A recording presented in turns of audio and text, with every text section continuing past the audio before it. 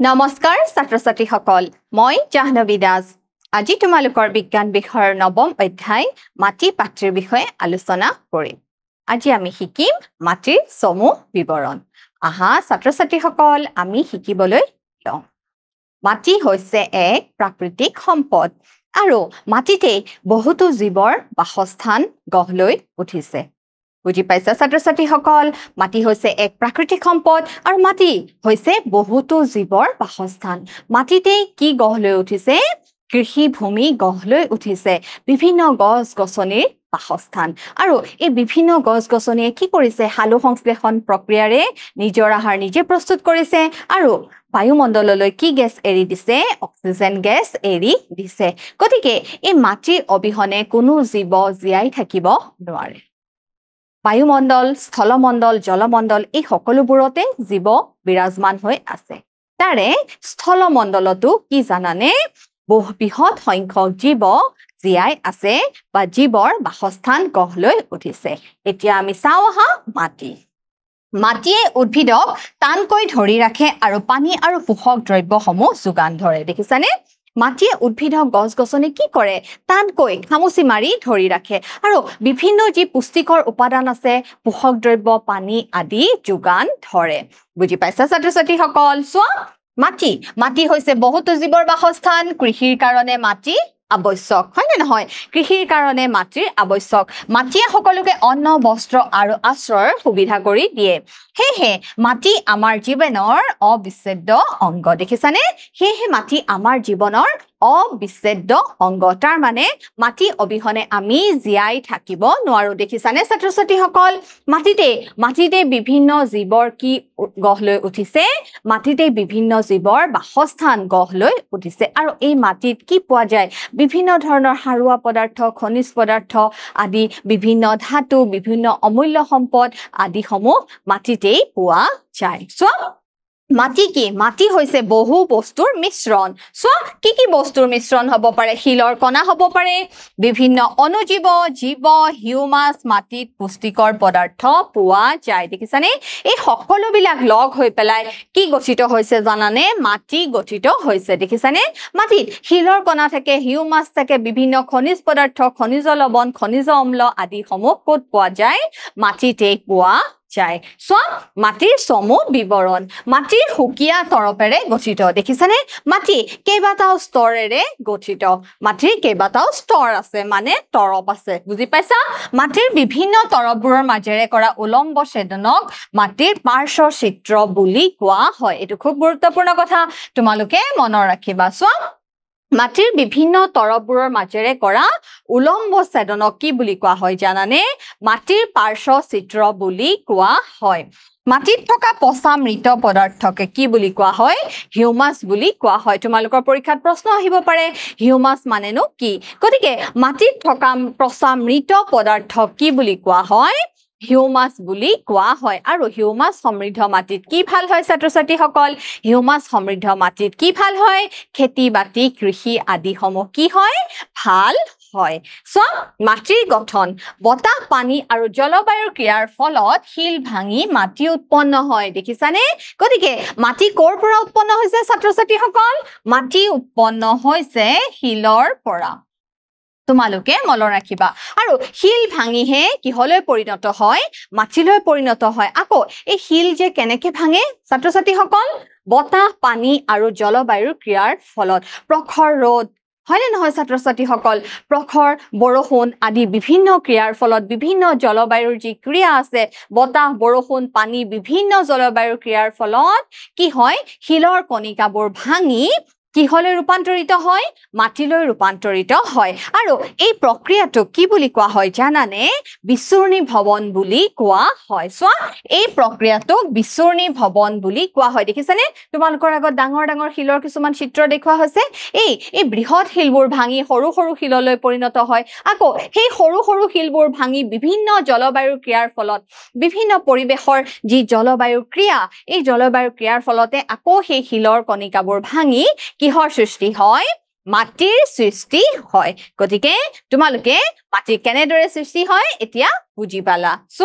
যিকোনো মাটিৰ প্ৰকৃতি উৎপন্ন হোৱা শিলৰ প্ৰকাৰ আৰু তাত গজা গছ-গছনিৰ প্ৰকাৰৰ ওপৰত নিৰ্ভৰ কৰে দেখিছানে মাটিৰ প্ৰকৃতি কিহৰ ওপৰত নিৰ্ভৰ কৰে মাটিৰ প্ৰকৃতি নিৰ্ভৰ কৰে উৎপন্ন হোৱা শিলৰ প্ৰকাৰ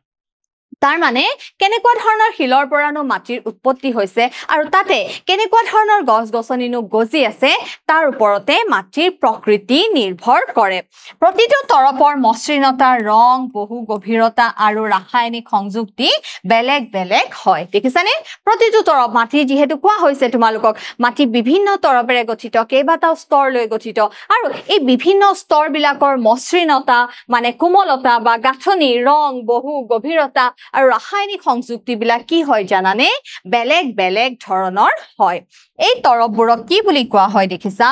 স্তৰ বুলি কোৱা হয় গতিকে মাটি গঠন যি প্ৰক্ৰিয়া আছে হি কেইবাটাও স্তৰেৰে গঠিত এতিয়া সোৱা স্তৰ কিটাৰ দেখিছেনে মাটিৰ ওপৰৰ স্তৰটো কি বুলি কোৱা হৈছে ক স্তৰ বুলি কোৱা হৈছে তাৰ পিছৰ স্তৰটো হৈছে খ স্তৰ তাৰ পিছৰ স্তৰটো গ স্তৰ আৰু একেবাৰে শেষৰ যিটো স্তৰ একেবাৰে যিটো কঠিন স্তৰ হেতু কি বুলি কোৱা হৈছে ছাত্ৰ-ছাত্ৰী সকল শৈল সংস্তৰ বুলি কোৱা হৈছে গতিকে মাটিৰ বিভিন্ন স্তৰ বা তৰপ কেইটা তোমালোকে মন ৰাখিবা দেখিছা ক স্তৰ খ স্তৰ গ স্তৰ আৰু কি স্তৰ ছাত্ৰ-ছাত্ৰী সকল শৈল সংস্তৰ নামটো মন ৰাখিবা শৈল সংস্তৰ এতিয়া সোৱা ক স্তৰ হিউমাছে মাটি হাৰুৱা কৰে আৰু বৃদ্ধি হৈ থকা উদ্ভিদক ইয়াক শীৰ্ষ মৃত্তিকা বা ক স্তৰ বুলি কোৱা হয় যাক এই হৰিজন বুলি কোৱা হয় গতিকে ক স্তৰ কি সমৃদ্ধ হিউমাছ সমৃদ্ধ আৰু হিউমাছ কাক বোলে মাটিত থকা মৃত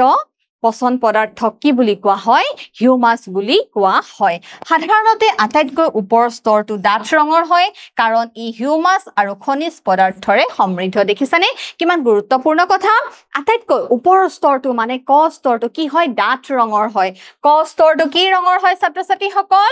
ক স্তৰ ডাঠ ৰঙৰ হয় দেখিছানে ক স্তৰ কি ৰঙৰ হয় ডাঠ ৰঙৰ হয় কিয় ডাঠ ৰঙৰ হয় কাৰণ এই ডাঠ ৰঙৰ হোৱাৰ কাৰণ হৈছে তাত কি থাকে তাতে থাকে হিউমাছ সমৃদ্ধ আৰু কি থাকে বিভিন্ন খনিজ লৱণ বা খনিজ পদাৰ্থ থাকে এতিয়া বুজি পাইছা ছাত্ৰ-ছাত্ৰী সকল মাটিৰ বিভিন্ন স্তৰ বিলাকৰ বিষয়ে মাটিৰ বিভিন্ন স্তৰ প্ৰথম স্তৰটো হৈছে ক স্তৰ ডাঠ ৰঙৰ হয় কাৰণ তাতে কি থাকে হিউমাছ থাকে আৰু বিভিন্ন খনিজ পদাৰ্থ থাকে শীৰ্ষ মৃত্তিকা কেঁচু কুমতি চিকা এন্দুৰৰ দৰে কৃন্তক প্ৰাণী আৰু গোবৰুৱাৰ দৰে বহুতো জীৱৰ বাসস্থান দেখিছানে গোবৰুৱা কৃন্তক কুমতি কেঁচু চিকা এন্দুৰ আদি বিভিন্ন ধৰণৰ জীৱৰ কি হয় বাসস্থান হয় সো সৰু সৰু উদ্ভিদৰ শিপাবোৰ এই তৰপটোৱে কি কৰি ৰাখে দেখিছানে ধৰি ৰাখে দেখিছানে বিভিন্ন কৃন্তক জীৱ কি থাকে মাটিত গাঁত খান্দি যে সোমাই থাকে হয়নে নহয় ছাত্ৰ-ছাত্ৰী সকল তোমালোকে চিনি পোৱা জানাই তোমালোকে গতিকে এনেকুৱা বিভিন্ন জীৱৰ কি হয় জানানে বিভিন্ন জীৱৰ বাসস্থান হয় এবাৰ সোৱা খ স্তৰ ইয়াৰ পিছৰ তৰপটোত হিউমাছৰ পৰিমাণ কম কিন্তু খনিজ পদাৰ্থৰ পৰিমাণ অধিক দেখিছানে ক স্তৰ পিছত আহিছে খ স্তৰ এই খ স্তৰত কি জানানে হিউমাছৰ পৰিমাণ কম কিন্তু কিহৰ পৰিমাণ বেছি হয় খনিজ পদাৰ্থৰ পৰিমাণ বেছি হয় এই তৰপটো সাধাৰণতে কঠিন আৰু বৰ আটিল আৰু ইয়াক কি বুলি কোৱা হয় ছাত্ৰ-ছাত্ৰী সকল খ স্তৰ বুলি কোৱা হয় বা মধ্য তৰপ বুলি কোৱা হয় গতিকে তোমালোকে এইখিনিতে গুৰুত্বপূৰ্ণ কথা মধ্য তৰপত কিহৰ পৰিমাণ কম থাকে মধ্য তৰপত হিউমাছৰ পৰিমাণ কম থাকে মন ৰাখিবা তোমালোকে মধ্য তৰপ বা খ স্তৰত হিউমাছৰ পৰিমাণ কম থাকে গ স্তৰ তৃতীয় তৰপটো হ'ল গ স্তৰ ইফাত আৰু গাঁতযুক্ত সৰু সৰু শিলৰ টুকুৰাৰ দ্বাৰা গঠিত দেখিছানে ইফাত আৰু গাঁতযুক্ত কিছুমান সৰু সৰু শিলৰ টুকুৰাৰ দ্বাৰা গঠিত সোৱা শৈল সংস্তৰ এই স্তৰটোৰ তলতে শৈল সংস্তৰ থাকে ই অতি কঠিন আৰু ইয়াক খন্দা বৰ কষ্টকৰ দেখিছানে মাটিৰ স্তৰৰ যিটো আটাইতকৈ শেষৰ স্তৰ সেইটো শিলেৰে গঠিত গতিকে ইয়াক খন্দাটো কি হয় জানানে বৰ কষ্টকৰ হয় এবাৰ সোৱা মাটিৰ প্ৰকাৰ বিভিন্ন আকাৰৰ কণিকাৰ অনুপাতৰ ভিত্তিত মাটিৰ কি কৰা হয় শ্ৰেণী বিভাজন কৰা হয় দেখিছা মাটিৰ প্ৰকাৰ আমি কি পাইছো বালিচহীয়া মাটি দুমুজা মাটি আৰু আলতীয়া মাটি তোমালোকে এই মাটিৰ প্ৰকাৰ মনত ৰাখিবা দেখিছা বালিচহীয়া মাটি দুমুজা মাটি আৰু আলতীয়া মাটি কি ছাত্ৰ-ছাত্ৰী সকল মাটিৰ প্ৰকাৰ বালিচহীয়া মাটি দুমুজা মাটি আৰু আলতীয়া মাটি সোৱা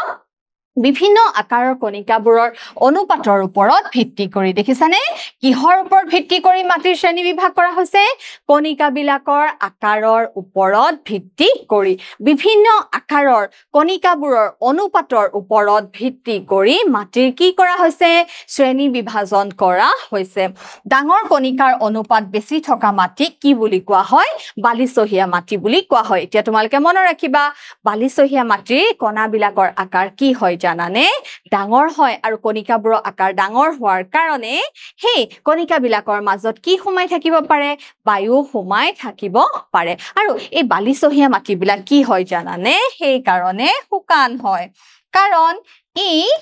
কি কৰে বেছি পানী ধৰি ৰাখিব নোৱাৰে গতিকে বালিচহীয়া মাটিবোৰ কেনেকুৱা প্ৰকৃতিৰ হয় শুকান প্ৰকৃতিৰ হয় সো বালিৰ কণিকাবোৰ যথেষ্ট ডাঙৰ এইবোৰে একেলগে ওচৰা-ওচৰিকৈ বান্ধ খাই থাকিব নোৱাৰে হেহে হিহতৰ মাজত বহুতো কি ৰৈ যায় খালি ঠাই ৰৈ যায় তাৰ মানে ইহতৰ কণিকাবোৰৰ মাজত কি থাকে জানানে খালি ঠাই থাকে টানকৈ বান্ধ খাই নাথাকে সেই কাৰণে কি হয় জানানে হিহতৰ মাজত বহুতো খালি ঠাই ৰৈ যায় আৰু এই খালি ঠাইবোৰ কিহেৰে পূৰ্ণ হৈ থাকে ছাত্ৰ-ছাত্ৰীসকল এই খালি ঠাইবোৰত গতিকে কি থাকিব পাৰে বায়ু সোমাই থাকিব পাৰে দেখিছা এটো গুৰুত্বপূৰ্ণ কথা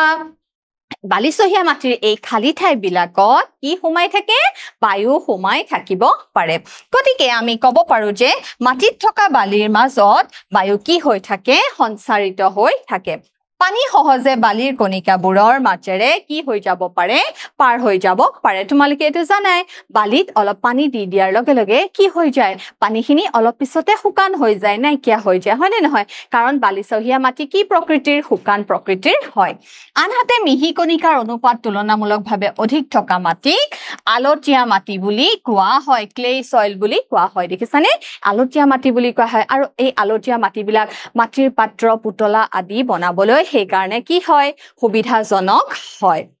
আৰু এই আলতীয়া মাটিয়ে কি কৰে জানানে পানী ধৰি ৰাখিব পাৰে হেহে বালিচহীয়া মাটি পাতল বায়ু সঞ্চাৰিত আৰু সাধাৰণতে শুকান হয় বুকাৰ কণিকাবিলাক সৰু হোৱা বাবে একেলগে টানকৈ বান্ধ খাই থাকে আলতীয়া মাটিৰ কণিকাবিলাক কি হৈ থাকে জানানে টানকৈ বান্ধ খাই থাকে আৰু এইবোৰৰ মাজত বায়ুৰ কাৰণে কি হয় ঠাই কম থাকে বালিচহীয়া মাটিৰ তুলনাত আলতীয়া মাটিৰ কি হয় বায়ু সোমাই থকাৰ পৰিমাণ কম হয় বালিচহীয়া মাটিৰ বিপৰীতে আলতীয়া মাটিয়ে কণিকাবোৰৰ মাজত থকা ক্ষুদ্ৰ খালি ঠাইবোৰত কি ধৰি ৰাখিব পাৰে জানানে পানী ধৰি ৰাখিব পাৰে গতিকে আলতীয়া মাটিৰ কি হয় পানী ধাৰণ ক্ষমতা বেছি থাকে হেহে আলতীয়া মাটিত বায়ু কম পৰিমাণে থাকে দেখিছানে বালিচহীয়া মাটিত বেছি বায়ু সোমাই থাকিব পাৰে কিন্তু আলতীয়া মাটিত কি হয় কম পৰিমাণৰ বায়ুহে সোমাই থাকিব পাৰে কিন্তু বালিচহীয়া মাটিতকৈ বেছি পানী ধৰি ৰখা বাবে ই গধুৰ হয় দেখিছানে বালিচহীয়া মাটিৰ ভিতৰত বেছি বায়ু সোমাই থাকিব পাৰে কিন্তু আলতীয়া মাটিত কম বায়ু সোমাই থাকিব পাৰে আকৌ বালিচহীয়া মাটিত কি হয় বেছি পানী ধৰি ৰাখিব নোৱাৰে কিন্তু আলতীয়া মাটিয়ে আকৌ কি কৰিব পাৰে বেছি পানী ধৰি ৰাখিব পাৰে কাৰণে ইহত আকৌ কি হয় জানানে ছাত্ৰ-ছাত্ৰীসকল ইহত আকৌ গধুৰ প্ৰকৃতিৰ হয় এবাৰ চোৱা যদি ডাঙৰ আৰু মিহি কণিকাৰ পৰিমাণ প্ৰায় সমান হয় দেখিছানে যদি ডাঙৰ কণিকা আৰু মিহি কণিকাৰ অনুপাতবিলাক আকাৰবিলাক সদায় যদি সমান হয় তেনেহলে সেই মাটিক আকৌ কি বুলি কোৱা হয় জানানে দুমুজা মাটি বুলি কোৱা হয় তোমালোকে এটো মনত ৰাখিবা সেই মাটিক আকৌ কি বুলি কোৱা হয় দুমুজা মাটি লোমি সয়েল বুলি কোৱা হয় দেখিছানে ডাঙৰ আৰু মিহি কণিকাৰ পৰিমাণ যদি প্ৰায় সমান হয় ডাঙৰ কণিকা আৰু মিহি কণিকা যদি প্ৰায় সমান পৰিমাণৰ হয় তেনেহলে সেই মাটিক কি বুলি কবা ছাত্ৰ-ছাত্ৰীসকল দুমুজা মাটি বুলি কবা আৰু এই দুমুজা মাটি জানানে খেতি বাতিৰ বাবে অতিকে উৎকৃষ্ট সো উদ্ভিদৰ বৃদ্ধিৰ বাবে অতি উত্তম মাটি হল দুমুজা মাটি দেখিছা কৃষি কৰ্মৰ বাবে এই দুমুজা মাটি হল বালি বুকা আৰু পলস নামেৰে অন্য এক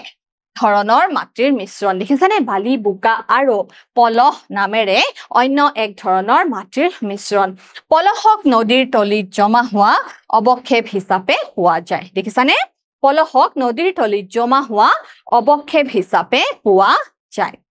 এতিয়া চোৱা গুৰুত্বপূৰ্ণ তথ্য তোমালোকৰ আগত কেইটামান গুৰুত্বপূৰ্ণ তথ্য দিয়া হৈছে চোৱা পলিথিন বেগ আৰু প্লাষ্টিকে কি কৰে জানানে মাটি প্ৰদূষিত কৰে পলিথিন বেগ আৰু প্লাষ্টিকে কি কৰে মাটি প্ৰদূষিত কৰে মাটি যেহেতু কি হয় মাটি আমাৰ কাৰণে এক অমূল্য সম্পদ গতিকে এই সম্পদক আমি কি কৰিব দিব নোৱাৰো আমি বিনষ্ট হ'ব দিব নোৱাৰো ক্ষয় ভৱন হ'ব দিব নোৱাৰো কিন্তু মাটি দিনক দিনে কি হ'বলৈ ধৰিছে জানানে দিনক দিনে মাটি প্ৰদূষিত হ'বলৈ ধৰিছে এতিয়া চোৱা পলিথিন বেগ আৰু প্লাষ্টিকে মাটি প্ৰদূষিত কৰে এইবোৰে মাটিত জীয়াই থকা জীৱবোৰকো ধ্বংস কৰে সেইবাবে পলিথিন বেগ আৰু প্লাষ্টিকৰ ব্যৱহাৰ নিষিদ্ধ কৰাৰ কি উঠিছে জানানে দাবী উঠিছে মাটি প্ৰদূষিত কৰা আন পদাৰ্থবোৰ হ'ল বিভিন্ন ধৰণৰ আৱৰ্জনা ৰাসায়নিক দ্ৰব্য আৰু কীটনাশক দ্ৰব্য হয়নে নহয় আজিকালি খেতি পথাৰত বিভিন্ন ৰাসায়নিক সাৰ আদি ব্যৱহাৰ কৰা হৈছে বিভিন্ন কীটনাশক দ্ৰব্য ব্যৱহাৰ কৰা হৈছে আৰু এইবোৰৰ ব্যৱহাৰ ফলত কি হয় জানানে এইবোৰ অধিক ব্যৱহাৰ ফলত মাটিৰ যি সাৰুৱা গুণ কি হৈ যায় নাইকিয়া হ'বলৈ ধৰিছে মাটি অনুৰ্বৰ হ'বলৈ ধৰিছে হয়নে নহয় ছাত্ৰ ছাত্ৰীসকল গতিকে এই সমূহ আমি কি কৰিব লাগিব নিয়ন্ত্ৰণ কৰিব পাৰিব লাগিব পেলোৱাৰ আগতে আৱৰ্জনা আৰু ৰাসায়নিক দ্ৰব্যবোৰৰ উপচাৰ ট্ৰিটমেন্ট কৰি ল'ব লাগে দেখিছানে কীটনাশকবোৰৰ ব্যৱহাৰো আমি কি কৰিব লাগে কমাব লাগে কীটনাশক দ্ৰব্যবিলাকৰ ব্যৱহাৰো আমি কি কৰিব লাগে কমাব লাগে এতিয়া তোমালোকে মোক এটা পৰীক্ষা দিব লাগিব মোৰ প্ৰথম প্ৰশ্ন হৈছে মাটিৰ বিভিন্ন তৰপবোৰৰ মাজেৰে কৰা উলম্ব ছেদনক মাটিৰ ডেশ বুলি কোৱা হয় উত্তৰটো কি হ'ব ছাত্ৰ ছাত্ৰীসকল উত্তৰটো হ'ব মাটিৰ পাৰ্শ্বচিত্ৰ বুলি কোৱা হয় হয়নে নহয় উলম্ব ছেদনক কি বুলি কোৱা হয় মাটিৰ পাৰ্শ্বচিত্ৰ বুলি কোৱা হয় মোৰ দ্বিতীয় প্ৰশ্ন বালিচহীয়া দুমুজা মাটিত কপাহ উৎপাদন হয় হয় বালিচহীয়া দুমুজা মাটিত কি হয় জানানে কপাহ খেতি ভাল হয় তোমালোকে মনত ৰাখিবা এবাৰ চোৱা বহুত পানী ধৰি ৰাখিব পৰা তৰপটো হৈছে ক স্তৰ খ স্তৰ গ স্তৰ শৈল সংস্তৰ বহুত পানী ধৰি ৰাখিব পৰা তৰপটো কি হৈছে জানানে ক স্তৰ তোমালোকে মনত ৰাখিবা গতিকে ছাত্ৰ ছাত্ৰীসকল আজি আমি শিকিলো মাটিৰ বিষয়ে আশা কৰো তোমালোকে বুজিবলৈ সক্ষম হৈছা ঘৰত ভালদৰে পঢ়া শুনা কৰিবা আজিলৈ আহিছো ধন্যবাদ